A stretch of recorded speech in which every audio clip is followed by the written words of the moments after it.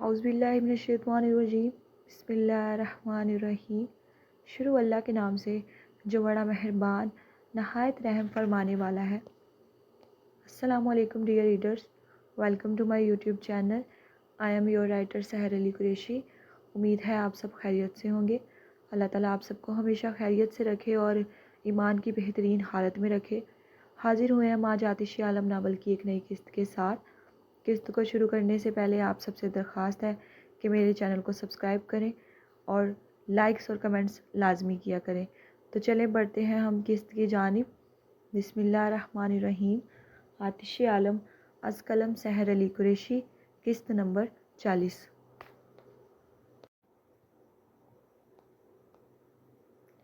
نینا maths کا lecture لینے کے بعد لائبریری آئی تھی۔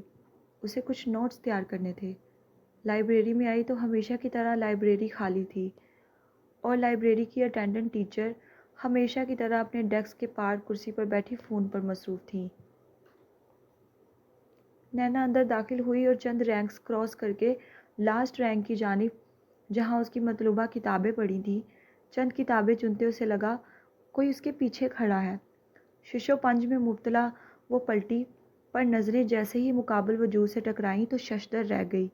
سنہری آنکھیں حیرت بے یقینی سے پھٹنے کے قریب تھیں،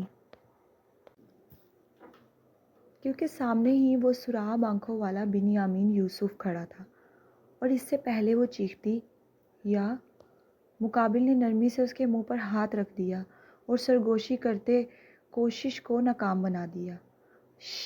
سچویشن کا احساس ہوا تو نینا نے اپنی آواز حلق سے ہی واپس کھینچ لی۔ نظریں اس کی طرف دوبارہ دوڑائیں تو اسکائی پول شرٹ اور بلیو جینز پہنے وہ اپنی خوبرو شخصیت سے ہمیشہ کی طرح اس کا دل دھڑکا گیا تھا۔ نینا نے خود کو نارمل کیا اور چہرے سے اس کا ہاتھ ہٹایا۔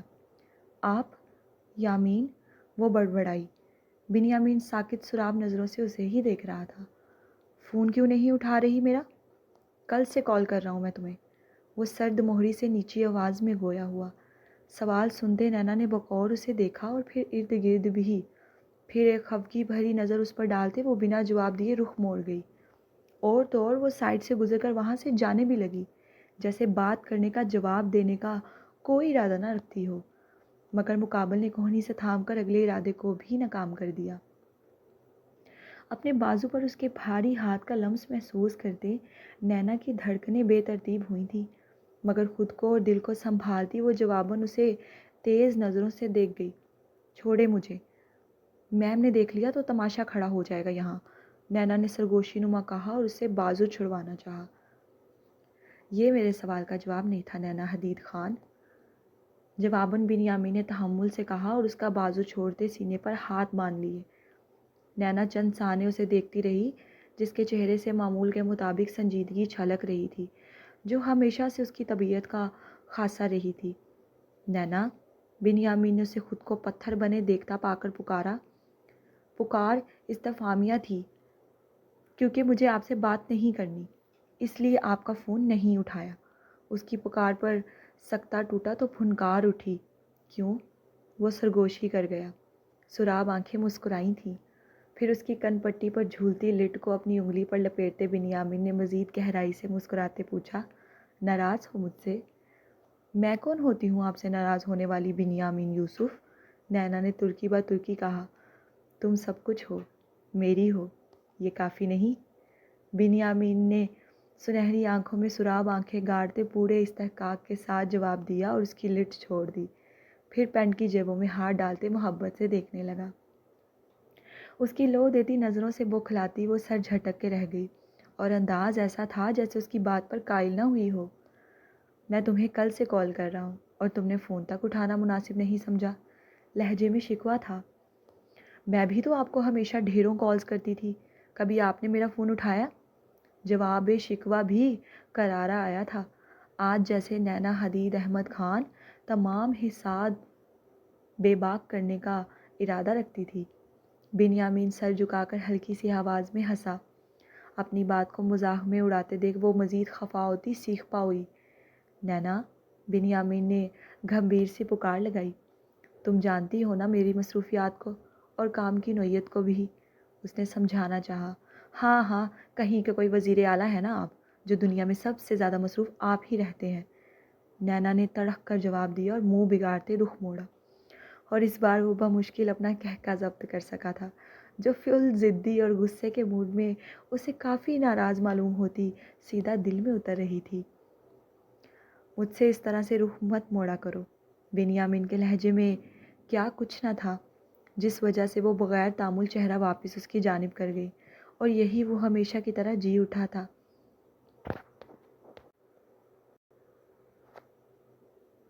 چھٹی کے بعد مجھے ملو، ضروری بات کرنی ہے۔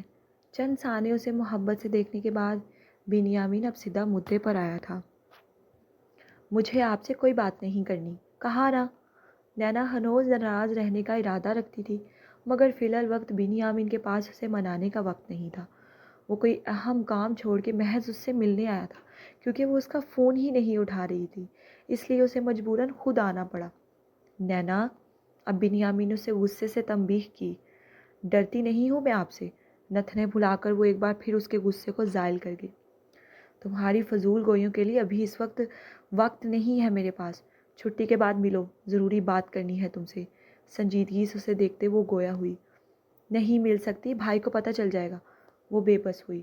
اوکے، کالج کی بیک سائڈ پر ملو، مجھے ابھی، آخر میں حکمیہ انداز میں کہتے وہ فوراً کھڑکی سے باہر نکل گیا، اور وہ منہ کھولے ہونکوں کی طرح اسے آندھی طوفان کا سا غائب ہوتے دیکھتی رہ گئی۔ تھوڑی ہی دیر بعد وہ لائبریری سے باہر نکلی، اور اس کے بعد وہ آہستگی سے کالج کی بلڈنگ کی بیک سائڈ پر موجود تھی، جہاں بنیامین پہلے ہی کھڑا اس کا انتظار کر رہا تھا۔ وہ قدم قدم چلتی اس کی اور آئی تو بنیامین نے مسکرا کر اسے دیکھا۔ سفید یونیفارم میں ملبوس، سر پر یونیفارم کا دوپٹہ اوڑھے، جو شانوں پر لگے بیجز میں قید تھا، سنہری بال، سنہری آنکھیں، وہ بہت ہی معصوم تھی، جو پیار اور فرض میں ہمیشہ الجھی رہتی تھی۔ کبھی بھائی کے پیچھے لگ کے اسے بنیامین کے خلاف جانا پڑتا، تو کبھی بنیامین کے پیچھے لگ کے بھائی کے خلاف، کیونکہ وہ ان دونوں سے بہت پیار کرتی تھی اور ان کا بھلا چاہتی تھی، اور ان دونوں کو تکلیف اور مصیبت میں نہیں دیکھ سکتی تھی۔ بنیامین یوسف اور جہان حدید اس کی زندگی کے دو ایسے کردار تھے جنہیں درد میں دیکھنا نینا حدید خان کے لیے سہانے روح تھا۔ جلدی بولیں، 10 منٹ بعد میرا لیکچر ہے۔ ہاتھ پر موجود گھڑی پر وقت دیکھ کر وہ دائیں بائیں دیکھتی گویا ہوئی۔ جواباً بنیامین نے اسے گھوری سے نوازا۔ اس وقت کا ضیاع اس کا ہو رہا تھا، اور میڈم کو اپنے وقت کی پڑی تھی۔ مجھے تمہارے بھائی کا بلڈ چاہیے۔ واٹ؟ وہ چلائی۔ نینا، بنیامین نے اسے سختی سے پکارا، جو شاید ابھی چیخو پکار کر کے سب کو جمع کر لیتی۔ اگلے لمحے اسے اپنی غلطی کا احساس ہوا تو لبوں پر ہاتھ رکھ گئی۔ کیا؟ پھر وہ دوبارہ نیچی آواز میں ہلکا سا چیخی۔ بنیامین نے ناگواری سے دیکھتے سر ہلایا۔ مگر کیوں؟ وہ آرزدہ ہوئی۔ ابھی میں تمہیں کچھ نہیں بتا سکتا، جتنا کہا ہے اتنا کرو بس۔ میں بلڈ کیسے لا سکتی ہوں بھائی کا یامین؟ وہ بس رو دینے کو تھی، کیونکہ یہ امر اس کے لیے دنیا کا سب سے مشکل امر تھا۔ ٹھیک ہے، بال لے آؤ، اب اتنا تو کر ہی سکتی ہو نا، بنیامین نے تڑک کر کہا اور اس کا راستہ آسان کر دیا، مگر ابھی بھی وہ سوچ میں پڑ گئی۔ نینا، بنیامین نے دانت کچکچائے۔ اپنی پکار پر وہ ہڑبڑا کر اس کی طرف متوجہ ہوئی۔ آپ مجھے بھائی سے مروائیں گے کسی دن یامین، اس سے پہلے وہ اسے میں ہی نہ مار دوں، خطرناک لہجے میں کہتے وہ نینا کو مزید تکلیف میں ڈال گیا۔ میرے بھائی کے بارے میں آپ ایسے نہیں کہہ سکتے، انگلی اٹھا کر وارن کرتی وہ ناراض سی پہلو بدل گئی۔ میرے ہوتے ہوئے وہ تمہیں سخت نظروں سے دیکھے، مجھے یہ بھی برداشت نہیں، مارنا تو دور کی بات ہے۔ نینا نے خائف نظروں سے اسے دیکھا تھا۔ نینا، میرا کام جلد سے جلد کرو۔ وہ سر ہلا گئی۔ پھر بنیامین نے اچانک اپنے کوٹ کے اندر سے ایک سرخ گلاب نکالا۔ نینا نے دیکھا تو کھلکھلا اٹھی، مگر اس کے دینے سے پہلے ہی وہ گلاب بنیامین کے ہاتھ سے جھپٹ گئی۔ اس کی اس حرکت پر بنیامین تعصب کرتا رہ گیا۔ ایک سحر اور دوسری نینا، وہ دونوں ہی نارمل لڑکیاں نہیں تھیں، صرف ان میں سے ایک اسمارا ہی معصوم تھی۔ گلاب کی خوشبو کو سونگھتی وہ اس کی طرف دیکھتی آنکھوں ہی آنکھوں میں شکریہ کہہ گئی۔ اپنا خیال رکھنا، اس نے فکر مندی سے کہا۔ جواباً وہ سرگوشی نما بولی، آپ بھی۔ خدا حافظ، بنیامین نے کہا اور پلٹا۔ فی امان اللہ۔ اس کی پشت کو دیکھتے نینا نے جواب دیا۔ بنیامین الوداع کہتے وہاں سے چلا گیا اور اس کے جاتے ہی نینا دوبارہ سوچ میں ڈوب گئی۔ جہان کا نام جہان بن رافع عالم تھا اور ہاتھ کا نام ہاتھ بن رافع عالم۔ یہ نام اسے بہت کچھ سوچنے پر مجبور کرتا تھا۔ ایک لمحے کے لیے اس کا دل چاہا وہ بنیامین کو بتا دے کہ وہ اس کا بھائی نہیں ہے، مگر ابھی وہ جلد بازی نہیں کر سکتی تھی اور کوئی بھی نتیجہ اخذ کرنا محض بے وقوفی تھا۔ مگر کہیں نہ کہیں اسے بھی لگتا تھا کہ ان دونوں کا آپس میں ضرور کوئی نہ کوئی تعلق ہے۔ اب اسے جہان کے بال لینے کے لیے اسمارا کی ضرورت تھی۔ دل ہی دل میں پلان بناتی وہ کلاس کی جانب چل دی۔ یہ کام تو اسمارا ہی کر سکتی تھی اور وہ ایسا ہی کرنے کا ارادہ رکھتی تھی۔ گھر سے آنے کے بعد ہاتھ کمپنی گیا تھا اور وہاں سے کام مکمل کرنے کے بعد تقریباً سپہر کے وقت وہ اپنے فارم ہاؤس میں چلا آیا۔ سوری کائنڈلی میرے طوطوں کی کھچ کھچ کو اگنور کیجیے گا۔ جہان اس کے بابا کافی بیمار تھے۔ خود پر ہوئے حملے کی وجہ سے اپنے بابا کے پاس نہیں جا سکا تھا وہ۔ ویسے تو ان کے پاس شہر کی بہترین ڈاکٹرز اور میل نرسز موجود تھے، مگر وہ نہیں چاہتا تھا اس کے بابا اسے دیکھ کر پریشان ہو۔ اب وہ 2 دن بابا کے پاس رہنے کا ارادہ رکھتا تھا، مگر پھر بھی دل ہچکولے کھا رہا تھا سحر کے بغیر۔ وہ صرف ایک شوہر نہیں تھا، ایک بیٹا بھی تھا۔ دل پر پتھر رکھتا وہ فارم ہاؤس آ گیا تھا۔ واچ مین نے گیٹ کھولا اور اس کی گاڑی اندر داخل ہوئی۔ ڈرائیور نے دروازہ کھولا اور ہاتھ باہر نکلا۔ آنکھوں پر لگے سیاہ گوگلز اتارتا وہ اندر داخل ہوا۔ رائٹ سائڈ جاتا وہ ایک کمرے میں داخل ہوا۔ دیکھا تو سامنے ہی اس کے بابا سفید قمیص شلوار میں ملبوس بیٹھے تھے اور ایک سینئر ڈاکٹر ان کا بلڈ پریشر چیک کر رہا تھا۔ رافع عالم نے ہاتھ کو اندر داخل ہوتے دیکھا تو لمحے کے 1000ویں حصے میں ان کے چہرے پر مسکراہٹ ہو آئی۔ وہ خوشی سے بولے، عالم؟ اور دوسری طرف اپنے باب جنت کے چہرے پر مسکراہٹ دیکھی تو ہاتھ کو لگا ڈھیروں برف کے بلاک لا کر اس کے جلتے سینے پر رکھ دیے گئے ہیں۔ ڈھیروں سکون اس کی بے چین روح میں منتقل کر دیا گیا ہے، اور اوپر سے ان کے لبوں سے ادا ہوتی اپنے نام کی پکار پر اس کا دل چاہا اپنا سر اتار کر اپنے بابا کے قدموں میں رکھ دے یا ان کے آگے سجدے میں گر جائے اور کہے، جی بابا جان، میرے پیارے بابا جان۔ جب سے ہاتھ روس سے انہیں لایا تھا تب سے لے کر آج پہلی بار اس نے اپنے بابا کے چہرے پر مسکراہٹ دیکھی تھی، مگر رافع کے چہرے کی مسکان ہاتھ کے کندھے پر بندھی پٹی اور زخموں کو دیکھ کر لمحے میں سمٹ بھی گئی تھی اور تکلیف نے ان پر بسیرا کر لیا تھا۔ اولاد کا دکھ ماں باپ کبھی برداشت نہیں کر سکتے، ان کے لیے اولاد کی تکلیف اپنی تکلیف سے کئی زیادہ بڑھ کر ہوتی ہے۔ عالم، وہ تڑپ کر بولے اور ہاتھ تیزی سے سارا فاصلہ سمیٹتا جا کر ان سے لپٹ گیا۔ عالم، یہ کیا ہوا میرے بچے؟ یہ سب کیسے ہوا؟ اس کے کندھے کی پٹی اور اس کی گردن کے زخموں کو چھوتے وہ پریشانی سے گویا ہوئے۔ ان کے ہاتھ کی کن پٹی پر موجود خراشوں پر سفر کر رہے تھے اور چہرے پر تکلیف ہی تکلیف تھی۔ بابا، بس ایک چھوٹا سا ایکسیڈنٹ ہو گیا تھا، پریشانی کی کوئی بات نہیں ہے۔ مجھے معاف کر دے، میں آپ سے ملنے نہیں آ سکا، ان کا کندھا چومتے ہاتھ نے نرمی سے کہا اور اپنے چہرے پر موجود ان کا ہاتھ تھام کر ان ہتھیلی کو بھی عقیدت سے چوم کر آنکھوں کے ساتھ لگا گیا۔ آج ہاتھ بن رافع عالم کے روم روم میں سکون اتر رہا تھا، وجہ اس کے بابا کی موجودگی اور لمس تھا۔ جواباً وہ بھی ساری ناراضگی کو بالائے طاق رکھتے ہوئے بیٹے کو گلے سے لگاتے سر چوم گئے۔ تم ٹھیک ہو، اتنا کافی ہے، اللہ کا شکر ہے کہ تم ٹھیک ہو، کوئی جانی نقصان نہیں ہوا۔ ہاتھ کے کندھے چھوتے وہ بولے، ان کے اللہ کہنے پر ہاتھ نے تکلیف سے لب بھینچے تھے، تم نے مجھے یہاں کیوں رکھا ہوا ہے؟ مجھے گھر جانا ہے، تمہاری ماں میرا انتظار کر رہی ہوگی، مجھے گھر لے کر چلو، میرا یہاں دم گھٹتا ہے۔ مجھے عالم ولا جانا ہے۔ عالم؟ ڈاکٹر ایک طرف کھڑا تھا، ہاتھ کے اشارہ کرنے پر باہر چلا گیا۔ جہان کہاں ہے؟ وہ مجھ سے ملنے کیوں نہیں آیا؟ ایک اور سوال، تمہاری ماں کیسی ہے؟ اوئے چپ کرو۔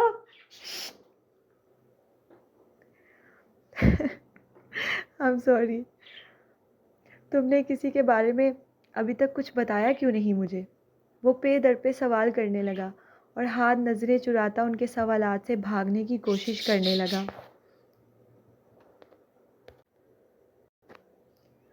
بابا میں سب بتاؤں گا آپ کو، ابھی آپ کو یہاں رہنا ہوگا، مجھے خدیجہ کے پاس جانا ہے۔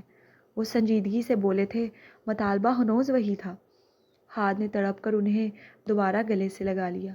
بابا تھوڑا صبر کریں پلیز، آپ ایسے نہیں جا سکتے، آپ ٹھیک نہیں ہیں ابھی، سمجھنے کی کوشش کریں، جب آپ مکمل ٹھیک ہو جائیں گے تو میں آپ کو گھر لے جاؤں گا، وعدہ کرتا ہوں، پلیز ضد نہیں کریں۔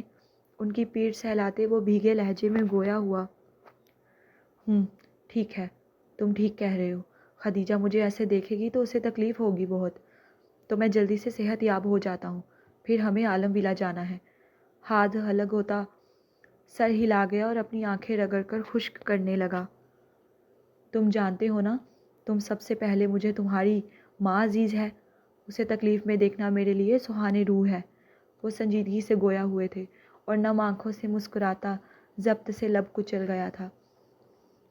دل میں درد اس قدر بڑھ گیا تھا کہ وہ بیان کرنے سے قاصر تھا۔ آنکھوں کے سامنے والدہ کے آخری لمحات آ گئے تھے۔ اس کے اندر موجود ہاد عالم بلک بلک کر رونے لگا تھا۔ وہ جانتا تھا اس کے بابا کے لیے ان کی ماں سب سے پہلے ہے اور وہ سب بعد میں ہے، حتیٰ کہ ان کی خود کی ذات بھی بعد میں آتی ہے، اور خدیجہ رافع عالم پہلے تھیں۔ خدیجہ رافع عالم کے لیے دنیا میں سب سے زیادہ عزیز عورت تھیں، ان کی اولاد سے بھی بڑھ کے۔ میں آپ کے لیے کھانا بنا کے لاتا ہوں، ہاد نے ماحول میں چھائی افسردگی کو کم کرنے کی کوشش کرتے مسکرا کے کہا۔ نہیں تم رہنے دو، تمہاری طبیعت مجھے کچھ ٹھیک نہیں لگ رہی، پہلے ہی ہاتھ بندھا ہوا ہے، کھانا کیسے بناؤ گے؟ بابا آپ کو میری قابلیت پر کوئی شک ہے کیا؟ ہاد نے ہنستے ہوئے دریافت کیا۔ نہیں، جواباً وہ بھی مسکرا کر گویا ہوئے۔ تمہاری قابلیت پر میں چاہ کر بھی شک نہیں کر سکتا، رافع عالم کے بیٹے ہو تم اور سلطان عالم کے پوتے، وقت سے لڑنا تمہیں سکھایا نہیں گیا، تمہارے خون میں شامل ہے۔ تو پھر میں ابھی آپ کے لیے آپ کی پسند کا کھانا بنا کر لاتا ہوں۔ کوکنگ کب سیکھی تم نے؟ دہلیز کے پار جانے سے پہلے اپنے بابا کے سوال سماعت سے ٹکرائے۔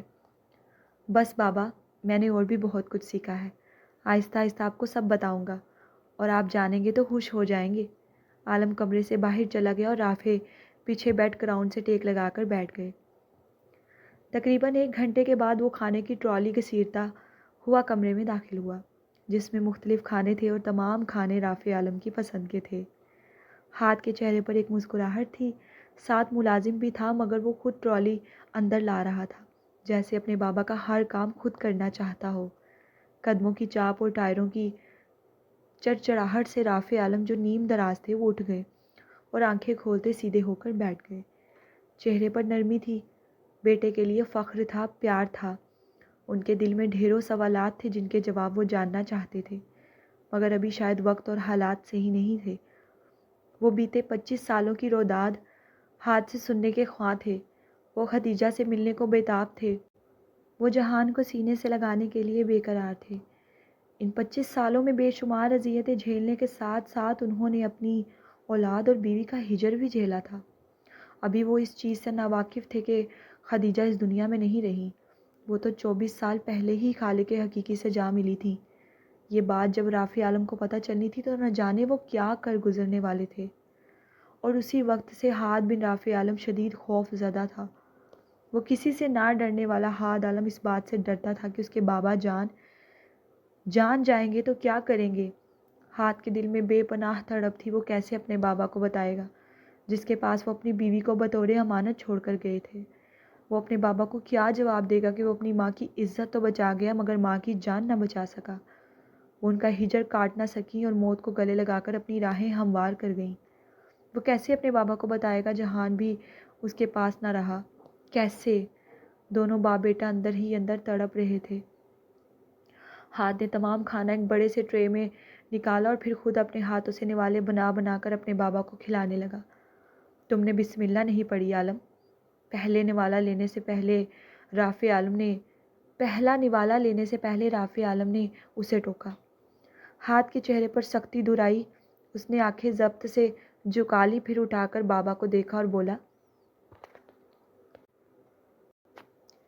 آپ کھانا کھا رہے ہیں نا بابا، اس لیے آپ پڑھیں۔ نیم مسکراہٹ لیے اس نے کہا اور رافع عالم بسم اللہ پڑھتے کھانا کھانے لگے، جبکہ ہاتھ کے چہرے کی الجھن انہیں سوالات میں الجھا رہی تھی۔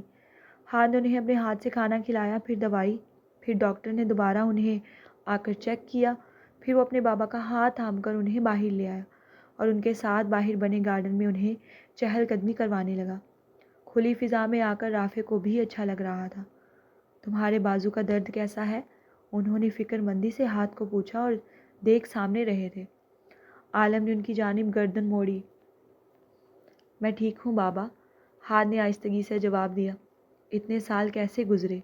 ایک اور سوال، وہ جن سوالوں سے بھاگ رہا تھا وہ وہی موضوع پھر شروع ہو گیا تھا۔ بابا میں نے آپ سے کیا کہا تھا؟ باپ کو مت سکھاؤ۔ اگلے لمحے وہ سخت لہجے میں اسے جھڑک گئے اور اس کے ساتھ ہی گارڈن میں ہاتھ کا کہکا بلند ہوا تھا۔ ہاتھ ہو بہو اپنے بابا جیسا تھا۔ دونوں باپ بیٹوں کا قد ایک جتنا تھا۔ چہرہ، آنکھیں، لہجہ، مسکراہٹیں، مزاج، ہر چیز میں وہ اپنے بابا کا سا تھا۔ ہاتھ نے غور سے عقیدت سے اپنے بابا کو دیکھا جن کے چہرے پر مختلف زخموں کے نشان تھے۔ ڈاکٹرز نے کہا تھا یہ نشان سالوں پرانے ہیں، جلدی نہیں جائیں گے مگر چلے جائیں گے۔ ان نشانوں کو دیکھ کر اس کا دل کٹتا تھا۔ وہ پہلے سے بہت کمزور ہو گئے تھے۔ ہاتھوں پر، چہرے پر ہلکی سی جھریاں پڑ گئی تھیں۔ داڑھی آدھی سے زیادہ سفید ہو گئی تھی مگر ابھی بھی ان کی داڑھی میں چند بال کالے تھے۔ کیا دیکھ رہے ہو؟ اس کے فسوں کو رافع کے سوال نے توڑا۔ ہاتھ رکا اور انہیں واپس گلے سے لگا گیا اور ان کے کندھے میں چہرہ چھپا لیا۔ رافع نے مضبوطی سے اس کے گرد حصار باندھا تھا۔ اس کے وجود میں انہیں سالوں کی تھکان محسوس ہوئی۔ کچھ نہیں بابا، مجھے جہان سے ملنا ہے، اسے یہاں بلاؤ، انہوں نے حکمیہ کہا اور یہاں ہاتھ کو اپنا سانس بند ہوتا ہوا محسوس ہوا تھا۔ وہ اپنے بابا سے الگ ہوا۔ آپ کو آپ کے تمام سوالوں کے جواب مل جائیں گے، آپ بس جلدی سے ٹھیک ہو جائیں، جہان بھی آ جائے گا۔ اس نے نہ جانے کس احساس کے تحت ایسا بول دیا تھا۔ وہ نہیں جانتا تھا مگر جو بھی بولا تھا بے اختیار بولا تھا۔ رافع گہری سرد سانس لیتے چہل قدمی کرنے لگے۔ اسمارا پلیز بات تو سنو نا شہزادی، میری بھابھی، میری پیاری بھابھی، پلیز بات تو سنو۔ میں نے کہا نا نہیں، جان چھوڑو میری، تم مجھے شیر کی کچھاڑ میں بیچ کر مجھے مروانا چاہتی ہو، مجھے سب پتہ ہے، اسمارا نے کہا اور چائے کپ میں نکالنے لگی، جبکہ نینا اس کے پیچھے کھڑی صدمے میں چلی گئی تھی۔ وہ دونوں اس وقت کچن میں موجود تھیں اور نینا مدد کے لیے اسمارا کی منتیں کر رہی تھی۔ اسمارا، اس نے صدمے کی حالت میں اسمارا کو پکارا، تمہیں پتہ نہیں جہان کا، آنکھوں سے ایسے دیکھتے ہیں کہ سامنے والے کو ابھی جلا کے راکھ کر دیں گے، اور مجھے تو پہلے ہی ان سے خوف آتا ہے۔ یہ تم ایڈونچر والے کام خود ہی کرو، مجھ سے نہیں ہو پائے گا، اسمارا نے دامن چھڑاتے کہا اور وہیں کاؤنٹر کے پاس کرسی پر بیٹھ کر چائے پینے لگی۔ نینا بھی اس کے ساتھ بیٹھی اور چائے پینے لگی۔ اس نے اسمارا کو ملتجی نظروں سے دیکھا۔ نینا پلیز تنگ نہیں کرو، اسمارا نے حتمی انداز میں ہاتھ جھاڑ لیے۔ چہرے سے صاف عیاں تھا کہ وہ کسی صورت اس کی اس معاملے میں مدد نہیں کرے گی۔ کیا تم میری مدد نہیں کرو گی اسمارا؟ نینا نے آخری بار پوچھا تو اسمارا نے سر دائیں بائیں ہلا کر انکار کیا۔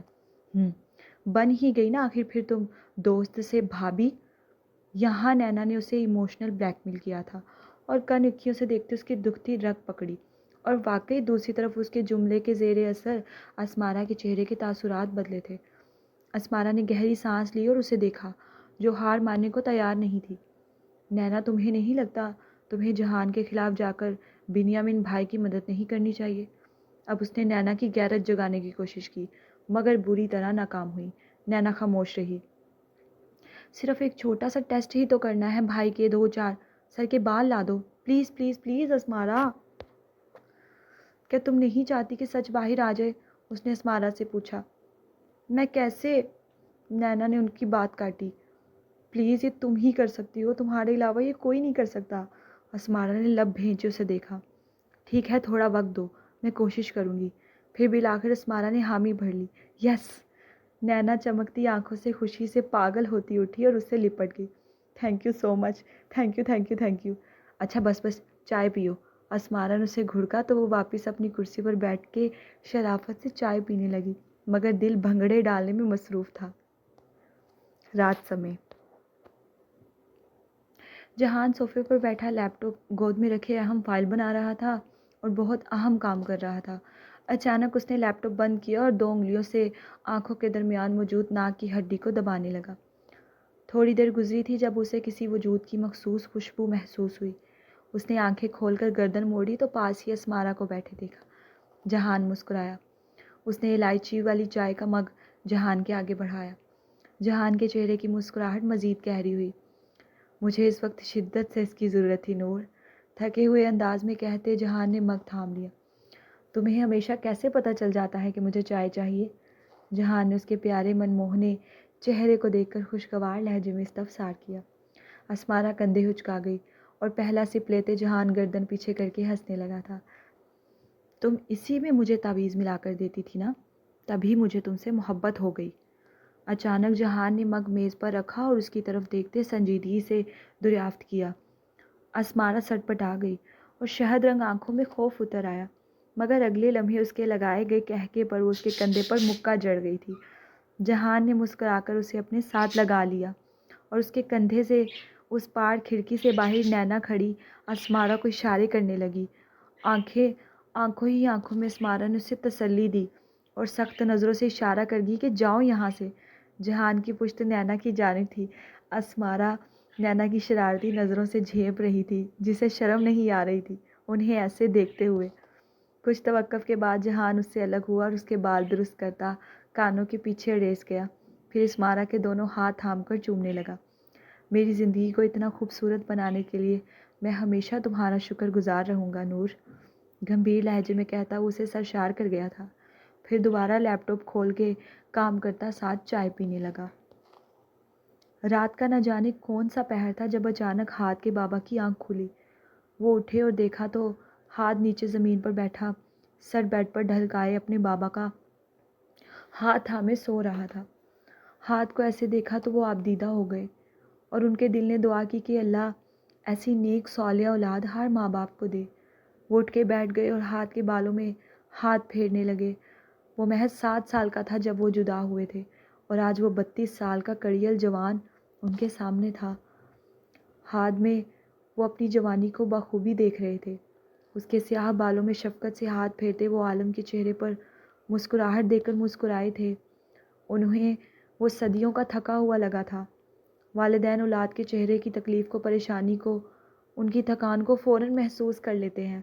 رافع نے اس وقت ہاتھ کے چہرے پر سکون دیکھا تھا، جیسے وہ سالوں بعد سکون سے سویا ہو، جیسے سالوں بعد اس کی تھکان اتری ہو کسی مہربان آغوش میں جاتے، جیسے سالوں بعد کسی اپنے نے اسے سینے سے لگایا ہو اور ابھی بھی اس کے چہرے پر وہ صدیوں کی تھکان، بالوں میں بابا کی پھرتی انگلیاں پھیرنے سے وہ تھکان جاتی رہی اور سکون اس پر اپنا بسیرا کر رہا تھا۔ ان کے لمس سے وہ نہ ختم ہونے والی پرسکون مسکراہٹ لیے مسکرا رہا تھا۔ اس کا بچپن یاد کر کے رافع مسکرانے لگے۔ جب وہ چھوٹا تھا تو اکثر وہ نیند میں اسے ڈھیروں پیار کرتے تھے اور پیار کرنے پر وہ نیند میں کھلکھلا کر مسکرایا کرتا تھا۔ عموماً سب بچے ایسے ہی ہوتے ہیں، مگر ہاتھ ہمیشہ سب سے منفرد تھا، سب سے الگ، سب سے انمول، سب سے نایاب۔ رات کے دوسرے پہر جہان کروٹ بدلے سو رہا تھا۔ اسمارا نے خوف زدہ ہوتے اس کو اٹھ کے دیکھا۔ وہ گہری نیند میں تھا، مگر اس کے باوجود اسے بہت ڈر لگ رہا تھا۔ پھر اس نے آہستہ سے اپنے تکیے کے نیچے سے چھوٹا سا کٹر نکالا۔ دل تیز ڈھول کا سا بج رہا تھا۔ ٹھنڈے موسم میں بھی اسمارا کی کنپٹی سے پسینہ نکلنے لگا۔ اس نے آہستہ سے جہان کے 2-4 بال پکڑے اور کٹر کے ساتھ کاٹ دیے، اور ایسا کرتے اسے لگا وہ بے ہوش ہو کر گر جائے گی۔ گہرے سانس لیتی وہ بال مٹھی میں دبائے تیزی سے اٹھی اور کمرے سے باہر نکلی۔ باہر نکلتے ہی ساتھ والا کمرہ نینا کا تھا۔ اس کے دروازہ کھولنے سے پہلے ہی نینا نے کھول دیا۔ اسمارا کی حالت دیکھی تو وہ ڈری سہمی پسینے میں شرابور تھی۔ یہ لو مرو، اور آئندہ مجھ سے ایسی کوئی بھی توقع نہ رکھنا، ورنہ جہان کو سب بتا دوں گی تمہارے کرتوت کہ تم دشمنوں سے ملی ہوئی ہو، اسمارا نے دانت پیس کر کہا۔ نینا نے جواباً اسے بازو سے پکڑ کر اندر دھکیلا اور دروازہ بند کر دیا۔ پہلے اس نے بال ایک انویلپ میں رکھے اور پھر اس نے اسمارا کی جانب رخ کیا۔ الے الے چونٹی کے بھی پار نکل آئے ہیں اور چونٹی بڑی بہادر ہو گئی ہے، واہ بھائی واہ، نینا نے شریر سے لہجے میں کہتے اسے پچکارا۔ نینا، اسمارا نے آگ بگولا ہوتے دانت کچکچائے۔ تھینک یو یارا، تم نہ ہوتی تو ممکن نہیں ہوتا، اور وہ ہمارے دشمن نہیں ہیں، ایک تمہارے نندوئی ہیں اور دوسرے ہماری پیاری سحر کے شوہر، ہمارے جیجو، اس لیے وہ ہمارے دشمن نہیں ہیں، اور ہم ان کے درمیان کی دشمنیوں کو ختم کر دیں گے ایک دن انشاءاللہ۔ اس نے اسمارا کو گلے لگا کر کہا۔ انشاءاللہ۔ اسمارا بھی نم سے لہجے میں گویا ہوئی۔ اب سو جاؤ تم۔ نینا نے سر ہلایا اور اسمارا کمرے سے باہر نکل گئی۔ پھر وہ واپس اپنے کمرے میں آئی۔ آ کر دیکھا تو جہان ہنوز سویا ہوا تھا۔ اسے اپنے شوہر کے ساتھ ایسا کر کے بہت برا لگا تھا، مگر نینا نے اسے مجبور کر دیا تھا۔ اس شخص کو اس نے اپنی زندگی میں سب سے زیادہ پیار کیا تھا۔ وہ جہان سے عشق کرتی تھی، وہ اپنے شوہر سے دل و جان سے عشق کرتی تھی، بے پناہ۔ چھوٹے چھوٹے قدم اٹھاتی وہ بیڈ پر آئی، اور پھر جہان جو کروٹ کے بل لیٹا ہوا تھا اس کی پشت سے لپٹ کر آنکھیں موند گئی۔ ایک بوسہ اس نے جہان کی کمر پر دیا تھا اور لبریز آنکھیں اس کی سفید قمیض پر رگڑی تھیں۔ وہ اس کا حاصل تھا، اس کا جہان، اس کا کل جہان۔ جاری ہے۔ چلیں جی ڈیئر ریڈرز، قسط ہو چکی ہے مکمل۔ امید ہے آپ سب کو پسند آئی ہوگی۔ کچھ الفاظ آگے پیچھے ہو جاتے ہیں تو درگزر کیجیے گا، اور میرے طوطوں نے آج بہت پریشان کیا ہے، انہیں بھی درگزر کیجیے گا، اور قسط کو پڑھنے اور سننے کے بعد کمنٹ لازمی کیا کریں۔ آپ سب کے کمنٹ پڑھنا مجھے بہت اچھا لگتا ہے، اور میں شدت سے انتظار کرتی ہوں کہ آپ سب کمنٹ کریں، مگر آپ کمنٹ نہیں کرتے۔ میری محنت کو سراہا کریں، اور ناول کیسا جا رہا ہے اپنی رائے ضرور دیا کریں۔ جلد انشاءاللہ حاضر ہوں گے ایک نئی قسط کے ساتھ۔ نئے آنے والے لوگ میرے چینل کو ضرور سبسکرائب کریں، اور جن لوگوں نے نہیں سبسکرائب کیا اور وہ ناول پڑھتے ہیں ان سب سے بھی میری دل کی گہرائیوں سے درخواست ہے کہ میرے چینل کو سبسکرائب بھی کریں۔ اللہ حافظ۔